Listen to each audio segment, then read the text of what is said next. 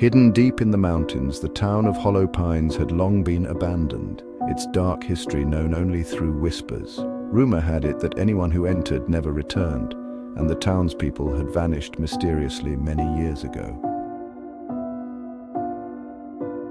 Despite the warnings, Ethan, Maya, Jack, and Olivia, adventurers drawn to the unknown, decided to explore it. After hours of hiking through dense forest, they reached the eerie entrance of Hollow Pines. The town was deathly quiet. No sounds of wildlife, not even the wind rustled the leaves. The air felt thick, heavy with an unnatural stillness that sent shivers down their spines. The streets were lined with crumbling houses, old shops with broken windows, and cars left abandoned in the middle of the road. The group exchanged uneasy glances but pressed on, curiosity overpowering their growing fear. "This place feels wrong," Olivia murmured, glancing over her shoulder. "Let's just get some footage and get out of here," Jack replied, adjusting his camera. As they explored, Ethan noticed that the doors of several houses were wide open, with belongings left as if the owners had fled in a panic.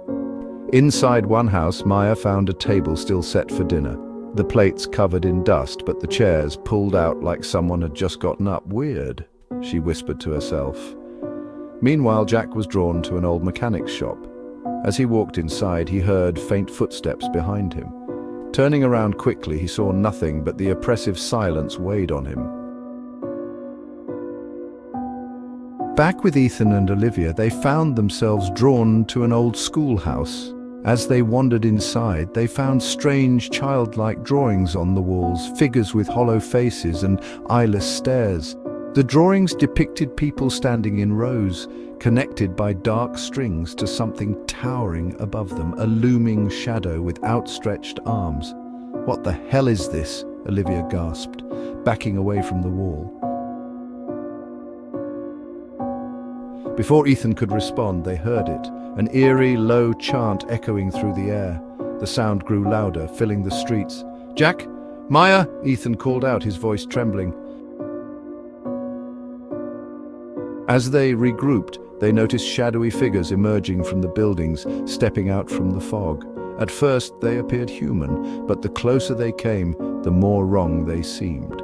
The figures had no eyes, no expression, just hollow faces like the ones in the drawings. Their movements were stiff, jerking as if they were puppets controlled by invisible strings.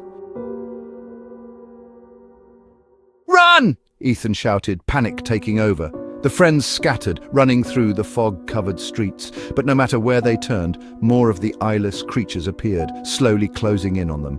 Jack was the first to be caught, dragged away into the fog by one of the creatures. His screams echoed through the air before they were abruptly silenced. Maya, lost and terrified, found herself surrounded by the figures. They circled her, their hollow faces staring as the low chanting continued. Her cries for help were swallowed by the fog as the creatures advanced. Ethan and Olivia ran for their lives, their breath ragged and their hearts pounding.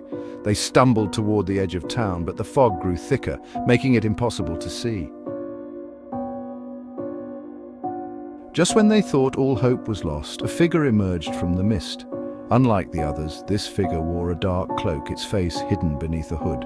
The creatures stopped, as if waiting for the figure's command. Without a word, the cloaked figure raised its hand, and the creatures stepped aside, clearing a path for Ethan and Olivia. Too terrified to question it, they followed the figure through the fog, desperately hoping it would lead them to safety. As they neared the outskirts of Hollow Pines, the fog began to lift and the air grew colder. When Ethan turned to thank the figure, it was gone. The creatures had disappeared, and the town lay silent once again. Only Ethan made it out of Hollow Pines. Olivia was never found. Haunted by the memory of his friend's disappearance, Ethan never spoke of what happened in that cursed town, but he knew that the creatures still roamed its streets, waiting for the next group of curious souls to wander into their trap.